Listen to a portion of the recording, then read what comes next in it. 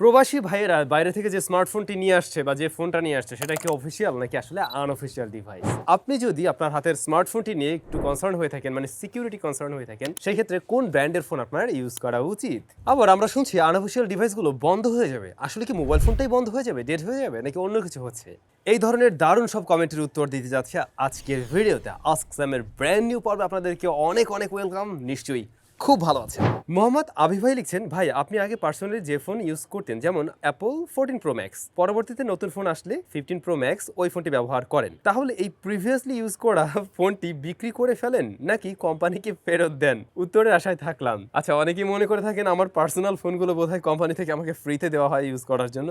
একদমই না, একদম নিজের পকেটের টাকা দিয়েই কেনা হয়। এবং যেটা হয়, আমি যখন নতুন ফোন নেওয়ার চিন্তা ভাবনা করি, আমি সাধারণত এক্সচেঞ্জ করে ফেলি। লাইক আমি যে S24 আলট্রা নতুন যখন আসলো, তখন এই যে S23 আলট্রা দিয়ে ওটা চেঞ্জ করে নেব, এরকম হয়তো আমাকে আলাদা করে কিছু ক্যাশ দিতে হচ্ছে। এটাই ভাইয়া, আইফোনের ক্ষেত্রে বিষয়টা সেম। ইউজার সামথিং উনি লিখছেন, লং টাইম ইউজ এবং main priority camera, no gaming, Samsung Galaxy A54 নাকি রেডমি নোট 13 প্রো প্লাস। এই ক্ষেত্রে দুটো স্মার্টফোন আমরা দেখতে পাই প্রায় একই রকম প্রাইস পয়েন্টে পাওয়া যায়, লাইক 35K, অ্যারাউন্ড 35K এর আশেপাশেই। তো আপনার যদি গেমিংটা মেইন প্রায়োরিটিতে না থাকে, লং টাইম ইউজ করতে চান এবং ক্যামেরায় ভালো রেজাল্ট চান, তাহলে আমি সাজেস্ট করব আপনি স্যামসাং এর ফোনটি নিন, কারণ ওইটার ক্ষেত্রে এর ওয়ান ইউআই আপনাকে একটা লং টাইম বেটার সার্ভিস দিবে।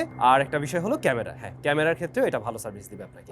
এমডি ওবায়দ ভাই জানতে চেয়েছেন, ভাই প্রবাসীরা যে ফোন আনে তাদের সাথে করে তা কি অফিসিয়াল নাকি আনঅফিসিয়াল? অফিসিয়াল ডিভাইস কি আনঅফিসিয়াল ডিভাইস কি হয়তো আমরা অলরেডি জানি। যে ফোনগুলো বাংলাদেশে আসলে ট্যাক্স দিয়ে আসে বা বাংলাদেশে তৈরি হয়, সরকারকে রাজস্ব দেয়, এগুলোই হলো অফিসিয়াল ডিভাইস। আর যেগুলো লুকিয়ে লুকিয়ে আসে ওগুলো আনঅফিসিয়াল ফোন, মানে গভর্নমেন্টকে ট্যাক্স দেওয়া হচ্ছে না, গভর্নমেন্টের রেজিস্টার্ড লিস্টে নেই, তো সেগুলো আনঅফিসিয়াল ডিভাইস। এখন প্রবাসী ভাই যদি বাইরে থেকে একটা ফোন নিয়ে আসে, সেটা তো আসলে বাংলাদেশ সরকারকে ট্যাক্স দিচ্ছে না বা ওইটার কোনো রেজিস্ট্রেশন হয়নি, সেই ক্ষেত্রে এটাকে আনঅফিসিয়ালি ধরে নেওয়া যেতে পারে। কিন্তু বাট গভর্নমেন্ট থেকে বা আমরা এর আগে শুনছিলাম এই ধরনের ডিভাইসগুলোর জন্য রেজিস্ট্রেশন পদ্ধতি থাকবে। আপনি বাইরে থেকে নিয়ে আসলে যদি সম্পূর্ণ প্রুফ দেন, সেই ক্ষেত্রে রেজিস্ট্রেশন করার কোনো একটা সুযোগ তারা দিবে। বাট এই ধরনের সুযোগ বা এরকম কোনো বিষয় এখনো আছে কিনা আমার আসলে জানা নেই, আমি নিজেও জানি না। আমি যতটুকু এয়ারপোর্ট দিয়ে আসা যাওয়া করেছি, কখনো এমন কিছু আমার চোখে বাধেও নি যে আপনি বাইরে থেকে একটা ফোন নিয়ে আসলেন, সেটাকে রেজিস্ট্রেশন করে নিতে পারছেন। তো অবশ্যই এটার জন্য কোনো না কোনো ব্যবস্থা নিশ্চয়ই গভর্নমেন্টের থাকবে, কারণ আপনার আমার ভাই ব্রাদার বাইরে থেকে আসলে বা আমি নিজে গিয়েও তো আসার সময় একটা ডিভাইস নিয়ে আসতেই পারি এবং সেটা লিগাল।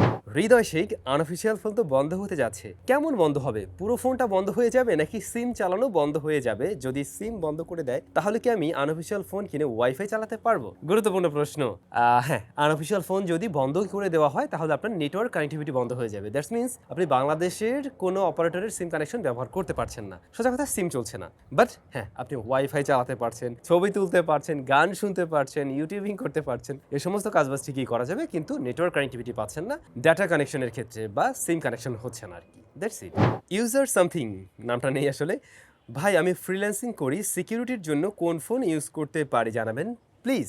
যদি সিকিউরিটি নিয়েই কনসার্ন হয়ে থাকেন, সেক্ষেত্রে আমি আসলে বলবো অ্যাপল, আইফোন, দেন স্যামসাং, এই দুইটা ডিভাইসের মধ্যে নিলে আমার মনে হয় বেশ ভালোই হবে যদি সিকিউরিটির কথা চিন্তা করি। দেখুন, সবই সিকিউর, আবার অনেক সিকিউরিটির মধ্যেও আসলে অনেক কিছুই হয়ে যায়। অনেকটা নিজের উপরেও ডিপেন্ড করে আপনি কীভাবে ব্যবহার করছেন, থার্ড পার্টি কত কত অ্যাপ্লিকেশন ব্যবহার করছেন না করছেন। অ্যাপলের ক্ষেত্রে এই জায়গাগুলো একটু কম, থার্ড পার্টি অ্যাপ্লিকেশন আমরা চাইলেই সেখানে ব্যবহার করতে পারছি না, তো যে কারণে সিকিউরিটিও বেশি। আর হ্যাঁ, তুলনামূলকভাবে অন্য অন্য ডিভাইসের সাথে কম্পেয়ার করতে গেলে ফার্স্ট অফ অল আমি অ্যাপলকে বলবো, দেন স্যামসাংকে বলা যেতে পারে। এই তো। নাজমুল ভাই জানতে চেয়েছেন, নয়েজ ক্যান্সেলেশনের কাজ কি, এটা কখন কাজ করে, এটা কি অটো কাজ করে? ধন্যবাদ। নয়েজ ক্যান্সেলেশন যদি আপনি স্মার্টফোনের ক্ষেত্রে এই ব্যাপারটা জানতে চান, তাহলে বলবো হ্যাঁ, এটা অটোমেটিকই কাজ করে। যখন কিনা ফোনে কল আসে, যদি আপনার ফোনটাতে নয়েজ ক্যান্সেলেশন মাইক থাকে, সেই ক্ষেত্রে ও নয়েজ কাট করে দেবে। লাইক এমনটা হতে পারে, আমি এখন যেখানে দাঁড়িয়ে আছি, ধরুন যেখানে অনেক মানুষ আছে, এই মুহূর্তে হঠাৎ করে আপনি আমাকে কল দিলেন, এখন আমি কথা বলতে গেলে আশেপাশের মানুষের যে সাউন্ডগুলো বা একটা গাড়ি চলছে, সেই নয়েজটা কিন্তু আপনি পাবেন, যেটা শুনতে আপনার জন্য একটা ঝামেলার কারণ হয়ে দাঁড়াবে বা ক্লিয়ার সাউন্ড পাবেন না। তো এই নয়েজ ক্যান্সেলেশন বা সেকেন্ডারি নয়েজ ক্যান্সেলেশন মাইক যে কাজটা করে, এই বাইরের যে নয়েজগুলো রয়েছে এগুলোকে আলাদা করতে পারে, ওইটাকে পরবর্তীতে কাট করে দিয়ে আপনার জন্য একটা বেটার সাউন্ড প্রোভাইড করে, শুধুমাত্র আমার ভয়েস বা আমার ভোকালটা তখন আপনি ক্লিয়ারলি শুনতে পান। হ্যাঁ, নয়েজ তারপরেও কিছুটা শোনা যায়, বাট অনেকটাই কম শোনা যায়। যদি আপনি কম্পেয়ার করেন নয়েজ ক্যান্সেলেশন মাইক যুক্ত একটা স্মার্টফোনের সাথে আর যেটাতে নেই, তাহলে আপনি বুঝতে পারবেন হ্যাঁ, দুইটার মাঝে আসলে ভালো রকমেরই তফাৎ রয়েছে। আর ফোনের ক্ষেত্রে এটা অটোমেটিকই কাজ করে। আর যদি আমরা বলি নয়েজ ক্যান্সেলেশন সিস্টেমটা এয়ারপডসের জন্য বা কোনো TWS এর জন্য, ওটা তো আমরা চাইলে ইজিলি অন করতে পারি, অফও করতে পারি ম্যানুয়ালি। RS শাহাদাত ভাই লিখছেন, স্যাম ভাই আমি আপনার রিভিউ দেখে নাথিং ফোন 1 আনঅফিসিয়াল নিয়েছিলাম, এখন BTRC রেজিস্ট্রেশন হয় নাই, এখন কি করা যায় প্লিজ ভাই রিপ্লাই দেন। এখন দোষ আমার হয়ে গেছে, আমি রিভিউ দিছি, আমার রিভিউ দেখে আনঅফিসিয়াল ফোন কিনছেন। ভাই ব্যাপার হলো নাথিং ফোন 1 এর আমি যে রিভিউটা দিয়েছিলাম, মেইন যে রিভিউটা, ওইটা কিন্তু অফিসিয়াল ডিভাইস ছিল। তো যদি আমাকে দোষ দেন, দিয়ে লাভ নাই। আর হ্যাঁ, যেহেতু বিটিআরসি ডাটাবেসে আপনি পাননি, গভর্নমেন্ট যেভাবে বলছিল তাতে করে সমস্যা হওয়ার কোনো কারণ নেই। না, এই ফোনটা আসলে আপনি মার্কেটে গিয়ে কিনে নিয়ে আসছেন না, বিটিআরসি থেকে মনে হয় বলা হয়েছিল অটোমেটিক রেজিস্ট্রেশন হয়ে যাবে, একটা ডেট দেওয়া হয়েছিল। তো সেরকম হয়ে থাকলে আশা করছি এই সমস্যা আপনি পড়ছেন না।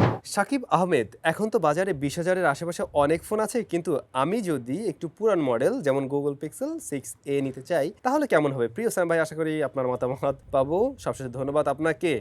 আচ্ছা, হ্যাঁ, পুরানো ফোন অনেকেই নিতে চায়, সেক্ষেত্রে একটু বেশি বেশি পাওয়া যায়।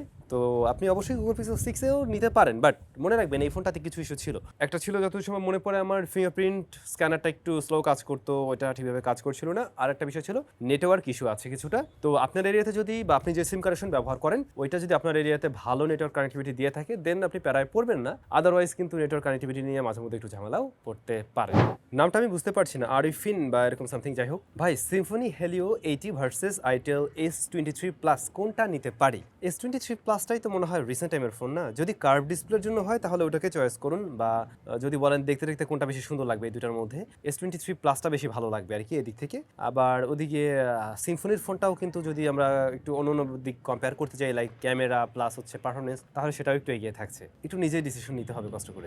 ইউজার সামথিং স্যাম ভাই, আমার একটি প্রশ্ন ছিল, যে কোনো স্মার্টফোনের মাপকাঠি নির্ধারণ বা বিবেচনার ক্ষেত্রে অন্তত স্কোর, গিগবেঞ্চ মার্ক বা সিপিইউ থ্রোটলিং টেস্ট আসলে কতটা গুরুত্বপূর্ণ? অনেক অনুরোধ রইল, বিস্তারিত বললে উপকৃত হব। গুরুত্বপূর্ণ প্রশ্ন খুবই। আমরা আমাদের ফোনের রিভিউ যখনগুলো করে থাকি, স্মার্টফোন হোক কম্পিউটার হোক, তখন আমরা এই ধরনের বেঞ্চমার্কিং অ্যাপ্লিকেশনের থ্রুতে সেগুলো নির্ধারণ করা ট্রাই করি বা দেখার ট্রাই করি। ধরুন এই একটা ডিভাইস আর এই একটা ডিভাইস, এই দুটোকে যদি আমরা এখন থ্রোটল টেস্ট করি বা দুটোকে আমরা যদি অন্তত বেঞ্চমার্ক স্কোর দেখি, তাহলে দুইটার ক্ষেত্রে দুই রকম স্কোর আসবে, এবং এই দুইটা স্কোর দেখে আমরা তখনই তাৎক্ষণিকভাবে ডিসিশন নিতে পারি, হ্যাঁ, এইটার থেকে এই ফোনটা কতটুকু এগিয়ে আছে পারফরমেন্সের দিক থেকে, বা কতটুকু গরম হচ্ছে না হচ্ছে। এইটুকু মাপকাঠি অবশ্যই করা যায়। একটা ডিভাইস থেকে আর একটা ডিভাইসকে আপনি কম্পেয়ার করতে পারবেন, কিন্তু বাস্তবিক অর্থে ওই ফোনটা কেমন রেজাল্ট দেবে এই বিষয়টা কিন্তু আপনি সরাসরিভাবে বলতে পারছেন না কোনো স্কোর দেখে। দেখুন, স্যামসাং এর ডিভাইস ছিল এটা, স্যামসাং এর এই ডিভাইসটা আপনাকে লং রানে গিয়েও একটা বেটার পারফরমেন্স দেবে শুধুমাত্র তার ইউআই এর কারণে। ইউআই এর উপরে ডিপেন্ড করেও কিন্তু আপনি পারফরমেন্স আলাদা রকম পেতেই পারেন। হয়তো আপনি স্কোর ভালো দেখছেন, কিন্তু আসলে রেগুলার লাইফে ইউআই যদি জট না হয়ে থাকে, সেই ক্ষেত্রে কিন্তু সে ভালো একটা রেজাল্ট ডেলিভার করতে পারবে। অন্যদিকে ধরুন শাওমি কি করলো, মাঝে মধ্যে আপনাকে জটের খেলা দেখাই দিল, তখন কিন্তু আপনি ঠিক প্যারাফেস করবেন। আবার লং রানের ক্ষেত্রে বিষয়টা সেম। তো দুইটা স্মার্টফোনকে সাইড বাই সাইড রেখে যদি বুঝতে চান যে কে কার থেকে এগিয়ে আছে, শক্তিশালী কিনা, গরম হবে কিনা, সেটুকু বুঝতে পারবেন। কিন্তু লং রানে রেগুলার লাইফে ইউজেসে এই বিষয়টা একটু ভিন্ন হতে পারে। সৌমিক তুর্য, ভাই, এক্সিনোস 2400 দিয়ে আসা S23 প্লাস নাকি স্ন্যাপড্রাগন ভ্যারিয়েন্ট S23, কোনটা ভ্যালু ফর মানি হবে? 2400 দিয়ে আসা কোনো স্মার্টফোন আমি এখনো ব্যবহার করিনি, তো ওইটা আমরা একটু হাতে আসুক, রিভিউ টিভিউ পান, তারপরে না হয় একটু ডিসিশন নেন। User something something, hi Sam ভাইয়া, আনঅফিসিয়াল অফিসিয়াল ফোনের পার্থক্য কি, অ্যান্ড দুইটার মধ্যে পারফরমেন্সের কোনো পার্থক্য থাকবে কি না, প্লিজ প্লিজ। আচ্ছা, যারা অফিসিয়ালের ব্যাপারে আসলে অতটা ক্লিয়ার না, তাদের জন্য আবার বলবো, দুইটা ডিভাইস একই হয়ে থাকে। একটা ধরুন আনঅফিসিয়াল, একটা আনঅফিসিয়াল। ওই যেটা বলছিলাম, আনঅফিসিয়াল ডিভাইসগুলো বাংলাদেশ সরকারকে ট্যাক্স দিয়ে আসে না, বা বাংলাদেশ সরকারের রেজিস্ট্রেশন খাতায়ও নেই বলতে পারেন। তো ডিভাইস আসলে একই, সেই ক্ষেত্রে কোনো সমস্যা নেই। বাট অফিসিয়াল ফোনের ক্ষেত্রে হয় কি, আমরা অফিসিয়ালি ওয়ারেন্টি পেয়ে যাই, আনঅফিসিয়াল ডিভাইসে এই ওয়ারেন্টিগুলো থাকে না। এই এরকমই হয়ে থাকে। যে বিষয়টা হয়েছে, অফিসিয়াল আনঅফিসিয়ালের চক্করে পড়ে সবাই এই রিলেটেড প্রশ্নই করছে, অনেকগুলো প্রশ্নের উত্তর দিয়ে ফেললাম। এবারের প্রশ্নটা তাই।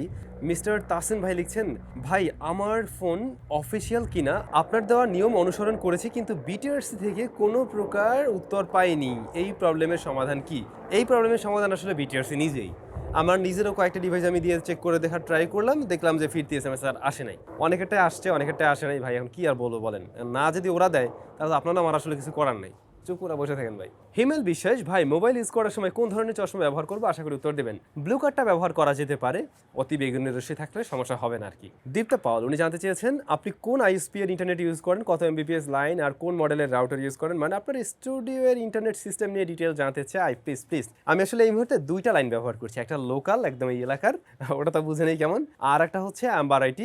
আম্বার আইটি আমি ব্যবহার করতাম আগের স্টুডিওতেও, ওই সময় খুব ভালো চলতো, এটা খুব ভালো রেজাল্ট ছিল। বাট রাইট নাও আম্বার নাম্বারটির যে বাজে অবস্থা, মানে আমি সার্ভিস নিয়ে একদম অসন্তুষ্ট, খুবই বিশ্রী অবস্থা আমাদের এখানকার লাইন অ্যাটলিস্ট। শুধুমাত্র আমি না, আমার আশেপাশে আরও 2-1 নাম্বারটি লাইন ব্যবহার করছে, তারাও বললো, ওই যে রকির বাসায় ব্যবহার করে, ও বললো যে অবস্থা খুবই খারাপ। তো এটাই চলছে, এই জন্যই 2টা লাইন মূলত, একটা গেলে আর একটা দিয়ে চালাই আর কি এরকম। আর খুব যে হাইয়েস্ট স্পিড আমরা ব্যবহার করছি এমন না, তবে আমার ডেডিকেটেড লাইন, যেহেতু আমাদের আসলে ডেডিকেটেড লাইন দরকারও হয়, সো এই তো আর কি চলছে মোটামুটি। আর রাউটার হচ্ছে আমরা কিউডির একটা রাউটার ব্যবহার করছি, মডেল নাম্বার মনে নেই, ওটা কিছুদিন আগে আমি আমার চ্যানেলে রিভিউ দিয়েছিলাম ওইটা একটা। আর হচ্ছে টিপি লিঙ্কের আর একটা ওই যে রাউটার আর কি, ওটা সবগুলোই হচ্ছে মেশ রাউটার টেকনোলজির, যেহেতু স্টুডিওর মানে রুম টুম এদিক সেদিক, তো আমাদের দুটা করে 4টা রাউটার আছে আর কি। এই ইমন ভাইয়া লিখছেন, স্যাম ভাই ওয়্যারলেস চার্জার দিয়ে ফোন চার্জ করার কি দরকার আছে আপনার মনে হয়? আর ভাই রিয়েলমি তাদের 9 সিরিজের পরে নাম্বার সিরিজের আর কোনো ফোন বাংলাদেশে অফিসিয়ালি নিয়ে আসে নাই, এটার কারণ কি? নিচ থেকে শুরু করি। রিয়েলমি হ্যাঁ নতুন কোনো নাম্বার সিরিজের ফোন বা জাস্ট সি সিরিজের 2টা ফোন মনে নিয়ে আসছে, এরপরে কোনো ফোন নিয়ে আসে নাই। আসলে কি বাংলাদেশে যে জানেন ডলারের রেট নিয়ে একটু ঝামেলা ছিল, তারপরে মানে এখনও তো আছে, প্লাস ডলারের সংকট। আবার বাংলাদেশে ওরা আসলে ওদের ফোন ওইভাবে তৈরিও করছিল না নতুন করে, কারণ খুব বেশি গুছিয়ে পারছিল না, আমি যতটুকু কথা বলে যা বুঝতে পারলাম। যদি নিয়ে আসতে যেত তাহলে দাম অনেক বেশি পড়ে যেত যদি আউট কান্ট্রির সাথে আমরা কম্পেয়ার করতে চাই, যে কারণে ওরা ওইখান থেকে স্টপ ছিল। বাট এই বছরে মনে হয় ওদের বেশ কিছু প্ল্যান আছে। আর পরবর্তী প্রশ্ন আপনার ছিল কি ওয়্যারলেস চার্জার দিয়ে, আসলে আমার নিজের প্রয়োজন পড়ে না, বাট অনেকের ক্ষেত্রে প্রয়োজন পড়ে। অনেকে অনেক বেশি ব্যস্ত, বাসায় এসে জাস্ট চাচ্ছে যে এরকম কোনো এক জায়গায় হয়তো রাখবে, রেখে গোসল টোসল করলো, এর মধ্যে চার্জ হয়ে যাবে। বাট আলটিমেটলি ওয়্যারলেস চার্জারিং সিস্টেমে তো দেরি হয়, লেট হয়, ফোন গরম হয়। তো আমার মনে হয় ওর থেকে কষ্ট করে একটু নর্মালি চার্জ করা উচিত, কারণ এতে করে ব্যাটারি নষ্ট হওয়ার পসিবিলিটিও কম থাকবে, আবার দ্রুত চার্জ হবে। তো ভাই ব্রাদার, আজকের কমেন্ট এবং বলতে পারেন প্রশ্ন উত্তর পর্ব এখানে আমরা শেষ করছি। সবাই অনেক বেশি ভালো থাকবেন, নিশ্চয়ই আগামী রবিবার আবার আপনাদের সাথে দেখা হবে। টাটা।